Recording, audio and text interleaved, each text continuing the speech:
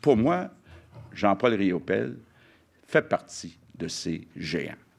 Et les géants ont besoin d'espace. Le premier ministre François Legault a annoncé la création de l'espace Riopelle. Le nouveau pavillon du Musée national des beaux-arts du Québec sera entièrement dédié aux œuvres de Jean-Paul Riopelle. Ce projet d'envergure nécessite des investissements de plus de 40 millions de dollars. L'artiste peintre était déjà bien représenté au MNBAC. En 1967, nous avons organisé la première grande rétrospective de l'artiste à être présentée au Québec.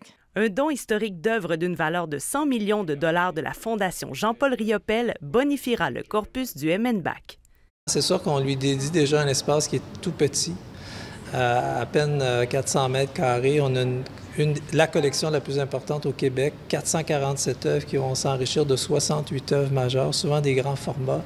Afin de mettre en valeur l'apport majeur de Jean-Paul Riopelle, la création de nouveaux lieux était nécessaire. Riopelle, c'est assurément le plus grand artiste canadien. C'est le seul artiste canadien, à ma connaissance, qui est connu internationalement. Certes, il y a des artistes qui sont connus internationalement, autres que Riopelle, mais Riopelle, c'est un nom qui résonne dans le marché de l'art international. L'espace Riopelle sera situé dans le pavillon central du musée, avec vue sur les plaines d'Abraham et sur le fleuve. On a créé un plan d'implantation qui tire parti de l'écosystème du musée. En fait, on ne voulait pas recréer toutes les fonctions. On a déjà tout ce qu'il faut, des accueils, des réserves, etc. Donc, on retire la partie supérieure du pavillon central, qui est la verrière, qui avait d'ailleurs besoin d'énormément d'investissements parce qu'elle coule, le pavillon est désuet.